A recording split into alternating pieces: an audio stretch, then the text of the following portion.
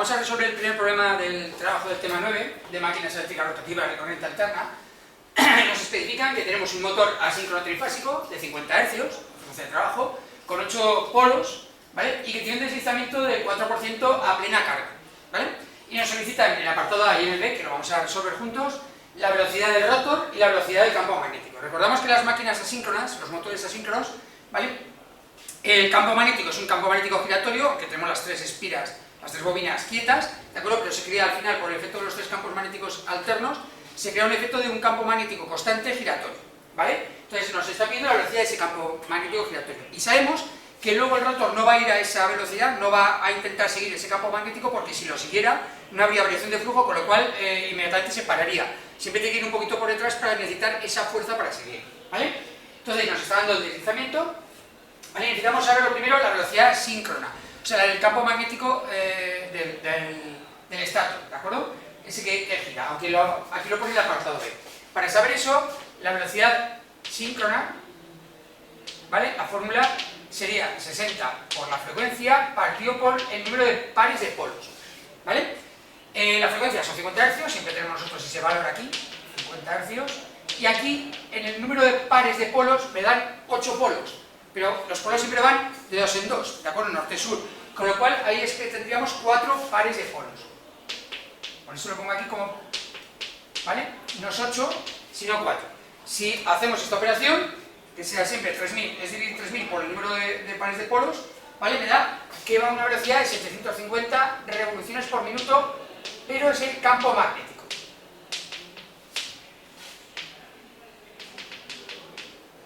¿Vale? Y ahora cuando tenemos eso, simplemente como nos da el deslizamiento, ponemos la fórmula del deslizamiento en relación con la velocidad síncrona y la velocidad asíncrona, ¿vale? En concreto me la dan el porcentual, ¿vale? El relativo, con lo cual sería que el deslizamiento en tanto por ciento sería la velocidad síncrona menos la velocidad asíncrona partido por velocidad síncrona por 100%. ¿De acuerdo? Aquí nos está pidiendo la velocidad asíncrona, ¿de acuerdo? Que tenemos que despejar, ¿vale? Para despejarlo, la velocidad síncrona está abajo dividiendo, pasa multiplicando, ¿vale? Este decir que está multiplicando pasa dividiendo y luego tenemos que hacer una resta, ¿de acuerdo? Entonces voy a dejar solo, primero, la diferencia entre la velocidad síncrona y la asíncrona con un paréntesis en un bloque, ¿de acuerdo? ns menos n será igual al deslizamiento en tanto por ciento por la velocidad síncrona partido por 100%. ¿Vale? Con lo cual voy a sacar la diferencia de revoluciones por minuto entre la velocidad síncrona y la asíncrona, ¿de acuerdo? En valores sería 4% por la velocidad síncrona 750 revoluciones por minuto partido por 100%. Con lo cual nos dan que hay una diferencia de 30 revoluciones por minuto entre una y otra. Y eso ya despejado, o sea, quiero decir, la velocidad asíncrona lo pasaré al otro lado, me quedará como la velocidad síncrona menos 30 revoluciones. Como la velocidad síncrona era 750 menos 30, ¿vale? Me da que el rotor va a 720 revoluciones por minuto. Ya sabemos que siempre tiene que ir un poquito más detrás, la velocidad un poquito menos, para que funcione el motor, ¿de acuerdo? Suelen ser esos valores, el deslizamiento suele estar entre el 3 y el 5%, ¿vale? Y nosotros teníamos resuelto el problema 1. Vamos a ver el segundo problema del tema 9 de máquinas eléctricas rotativas de corriente alterna. También nos marcan un motor asíncrono trifásico, ¿vale? De 50 Hz, nos dice que es de 3x400, o sea que es un trifásico que está alimentado a 200 voltios, a la redistribución, y nos dicen un dato, que es la potencia en el eje. ¿Vale? La potencia en el eje nos dice que son 20 kilovatios. La potencia en el eje ya es potencia ya mecánica de trabajo, ¿vale? No es la absorbida, sino que ya es la que va a dar en el eje del trabajo final, con lo cual ya habría que tener en cuenta unas pérdidas anteriores, ¿vale? Y para tener en cuenta eso, la potencia absorbida. Luego nos dice también que la velocidad asíncrona de 715 revoluciones por minuto del rotor, la podemos ver porque las revoluciones que tenemos son 3000, 1500, 750, ¿vale? Quiere decir que si no son esas, ya sabemos seguro que son velocidades asíncronas. Las otras, que son las de pares de polos, que sacamos con la fórmula, son siempre síncronas, ¿vale? A potencia nominal. Y nos piden la velocidad síncrona, ¿de acuerdo? Nos está pidiendo la velocidad síncrona que tendría. Claro, de los valores, ya sabemos que la velocidad síncrona, la fórmula sería, ¿vale? 60 por la frecuencia partido por el número de pares de polos, ¿de acuerdo? Y esto tiene unos valores siempre fijos, o sea, dependiendo del número de pares de polos que hay en la máquina. En la frecuencia sabemos que son 50 Hz, ¿de acuerdo? Con lo cual, esto siempre va a ser 3000 partido por pares de polos. ¿Y qué valor nos puede dar? Si P es 1, nos da 3000 revoluciones por minuto, ¿vale? Si P es 2, ¿vale? Nos da 1500 revoluciones por minuto. Si P es 3, nos da 1000 revoluciones por minuto. Y si P es 4, ¿vale? Nos da 750 revoluciones por minuto, ¿vale? Y siempre la velocidad síncrona es un poquito superior a la velocidad asíncrona. Con lo cual, si tengo que 715, lo lógico sería esta. Una velocidad síncrona de 750. No es una fórmula exacta que lo podamos calcular si no sabemos el número de pares de polos, pero bueno, nosotros la lógica me dice que el deslizamiento que está entre el 2, 3, 4, 5%, siempre hay una diferencia, pues eso, aquí en concreto, pues unos 35 revoluciones por minuto. No va a haber una diferencia de 500 revoluciones por minuto, ¿de acuerdo? Ninguna máquina nos interesaría así, ¿vale? Entonces, la idea del primer apartado es este, que sería, en este caso, 750 revoluciones por minuto, y en el apartado B, que nos dice pares de polos, en este caso, pares de polos serían 4 pares. Eso nos lleva a 8 polos. Es una máquina de 8 polos, ¿vale? Este sería el apartado A y el B. Y nos piden el deslizamiento. Aquí tenemos los dos valores, tanto de velocidad asíncrona como síncrona. El relativo sería la velocidad síncrona menos la velocidad asíncrona partido por velocidad síncrona por el 100%. ¿Vale? O lo que es lo mismo, 750 revoluciones por minuto menos 715 partido por 750 y por el 100%. ¿Vale? Y esto nos va a dar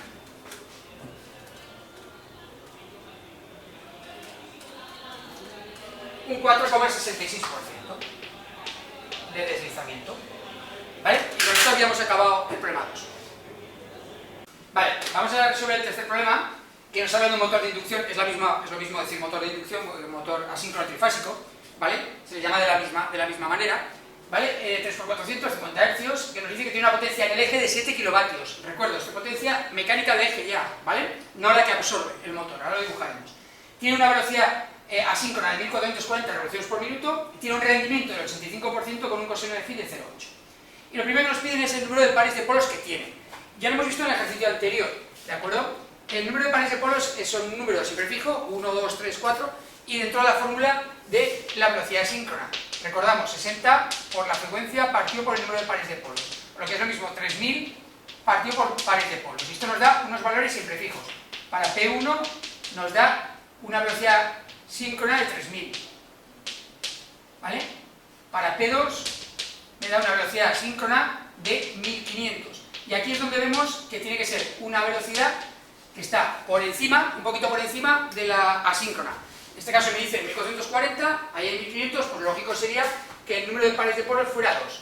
¿Vale? Y si ya tenemos el número de pares de polos, está claro que la velocidad síncrona es de 1500 revoluciones por minuto.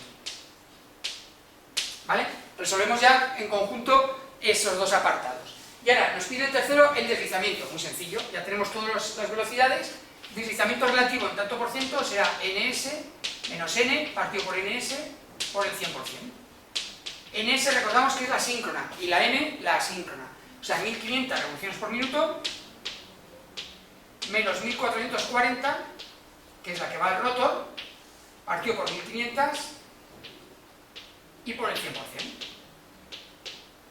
Por lo que es lo mismo, en este caso hay una diferencia de 60, nos da 4% el deslizamiento de este motor, ¿vale? En el D cambia un poquito la cosa, nos pide el par es la fuerza, es un conjunto de dos fuerzas, ¿vale? Una va en oposición a otra, de giro, ¿de acuerdo? Ya sea en un sentido o en otro, ¿de acuerdo? Sería un par de fuerzas, vamos a ponerla así por ejemplo, de igual valor, que son las que me crean ese movimiento del eje con esa capacidad que tiene de trabajo mecánico de los 7 kilovatios, ¿de acuerdo? Esto es un par de fuerzas respecto a un eje en la misma dirección, ¿vale? En la misma distancia. Me piden el par a carga nominal. La fórmula del par a carga nominal es la potencia útil partido por omega. Omega es la velocidad angular de giro del motor, ¿de acuerdo? Y va asociado a 2pi por, claro, hacíamos antes, cuando hablamos de un elemento que giraba dentro de un motor, de un campo magnético y demás, hablamos de la frecuencia, de la señal de la red. Pero aquí tenemos que ver la velocidad que lleva. Y la velocidad es en revoluciones por minuto. Las revoluciones por minuto lo tengo que dividir por 60 para que sean por segundo. 2 pi es las vueltas que da y luego se va viendo a través del segundo.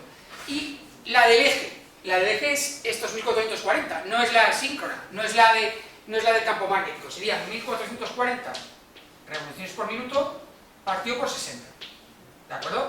Y potencia útil me dice que son 7 kilovatios, 7000 vatios, ¿vale? 2 pi por 1440 revoluciones por minuto partido por 60. Y esto me da un par, a 7000 dividido para, paréntesis, 2 por pi por 1440 dividido por 60, vale, me da 46,42 newtons metro, ¿vale? Que es la unidad que tenemos de par, ese es el par que tiene.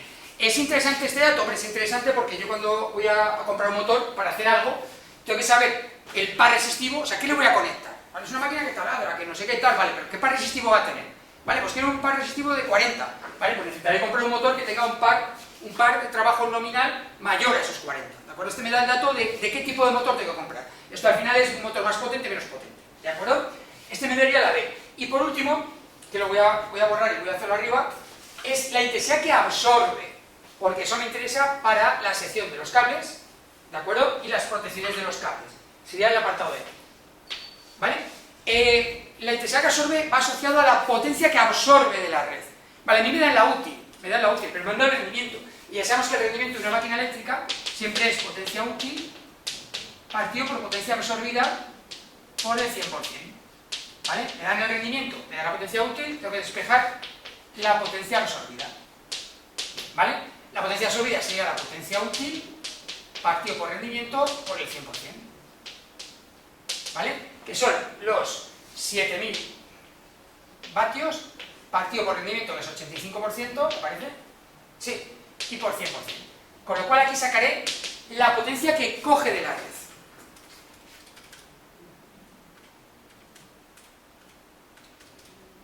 Que son 8235 con 294 vatios.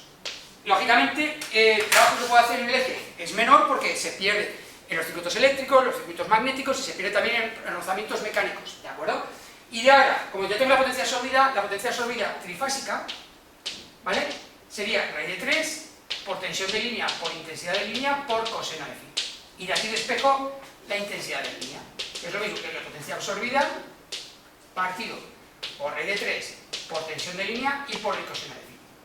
O lo que es lo mismo, los 8235 con 294 vatios partido por raíz de 3, la tensión de línea 400 voltios y el coseno 0,8. Y esto me da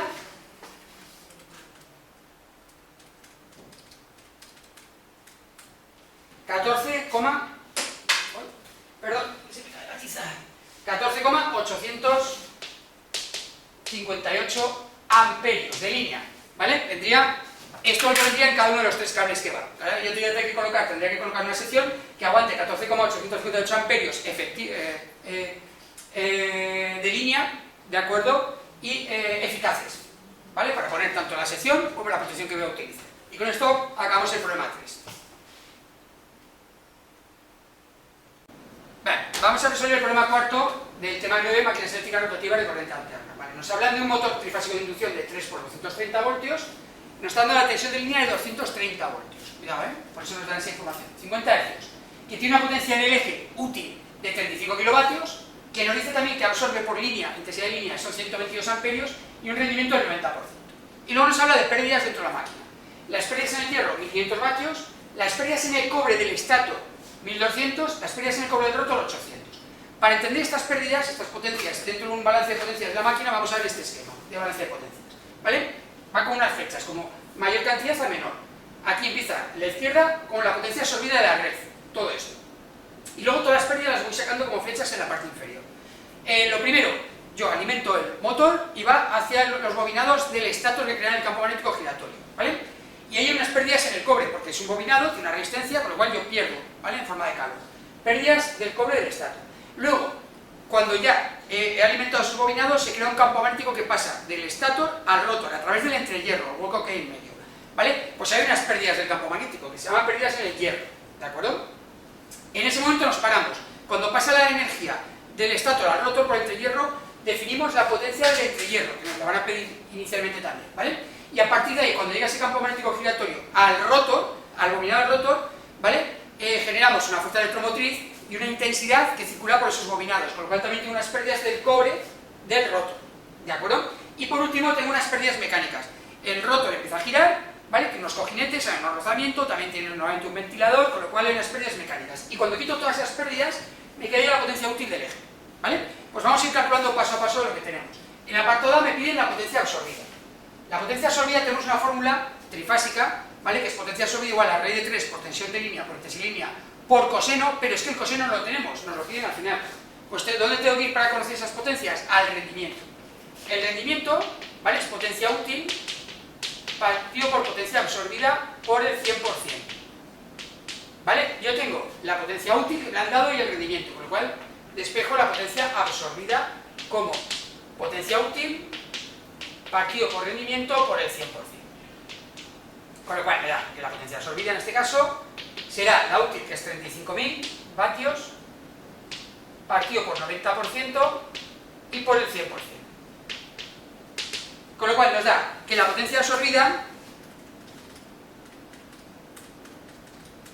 me da 38.888,88 vatios. Vale, esa es la potencia absorbida.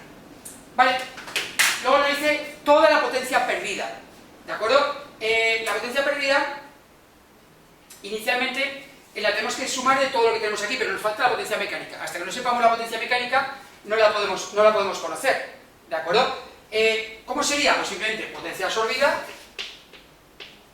es igual a la útil menos toda la potencia perdida. ¿De acuerdo? O sea, no lo he separado, en qué potencia cada una tiene, aunque si me han dado 3 y me falta la mecánica, la podría sacar. Pero la juntamos todo en potencia perdida. Con lo cual, ¿qué me quiere decir? Que la potencia perdida sería la absorbida menos la útil. Por lo que es lo mismo, los 38.888,88 menos 35.000. Con lo cual se pierde 3.888,88 vatios. ¿Vale? Eso es lo que hemos perdido, lo que se pierde en el motor. Si tiene un motor de 38.000, pues se pierden 3.800. Vale. El apartado C me dice la potencia en el entrehierro. Vemos que la potencia en el entrehierro es la diferencia entre la absorbida menos las pérdidas en el cobre del estator y las del hierro. Vale. Pues lo sacamos. Potencia del entrehierro sería la absorbida menos las pérdidas del cobre del estator menos las pérdidas en el hierro. O lo que es lo mismo, la absorbida, que son 38.888,88 vatios, menos las pérdidas del cobre en el estator, 1200, y las del hierro, 1500. Con lo cual, la potencia en el entrehierro sería de 38.888,88 menos 1500 y menos 1200. 36.188,88 vatios. Esa sería la potencia en el entrehierro, ¿vale? La potencia que pasa de la parte del estator al rotor. Y luego me pide las pérdidas mecánicas. Las pérdidas mecánicas son bastante sencillitas, porque tenemos toda la potencia perdida, ¿vale? Que sería todas estas tres más la mecánica. Con lo cual la potencia perdida, que sabemos que es, hemos dicho ahí, 3.888,88 vatios, sería la del cobre del estator, que son 1500. Las del hierro, 1200 y 1500. Y las del cobre, que son 800. Más las pérdidas mecánicas. De que aquí podemos despejar la pérdida mecánica y nos quedaría que serían los 3.888,88 menos 1500 menos 1200 y menos 800, nos quedan que son 388,88 vatios. Esas son las pérdidas mecánicas. Vale. Y nos piden al final ya, fuera de potencias, de balance de potencias, nos piden velocidad asíncrona, ¿vale? De la máquina. Vamos a ir borrando, ¿vale? Nos lo piden en el apartado B, la velocidad asíncrona de la máquina. La velocidad nominal. Vale, en este caso lo que nos está dando, ¿vale? Es que tiene la máquina, que no lo habíamos dicho, que tiene 6 polos, que me lo había dejado aquí, perdón. 6 polos. ¿Vale? Pues aplica la fórmula directamente. La velocidad síncrona, ¿vale? Sería 60 por frecuencia partido por el pares de polos, o lo que sería 3000 partido por 3 pares de polos, sería 1000 revoluciones por minuto. ¿Vale? Lo que sería la velocidad síncrona, perdón. La velocidad síncrona del campo magnético. ¿De acuerdo? Y por último nos están pidiendo ya el coseno de phi. El coseno de phi lo podemos sacar, como tenemos potencia absorbida, como raíz de 3 por tensión de línea, intensidad de línea por coseno, ¿vale? Despejamos el coseno de phi. Como potencia absorbida, partido por raíz de 3 por tensión de línea por intensidad de línea. La potencia absorbida son los 38.800, ¿vale? Que hemos visto antes, 888.88 dividido para raíz de 3 por 230 y por 122 amperios, ¿vale? Y nos da un coseno de phi de 0,8, ¿vale? Y así es como acabaríamos con el cuarto problema del tema.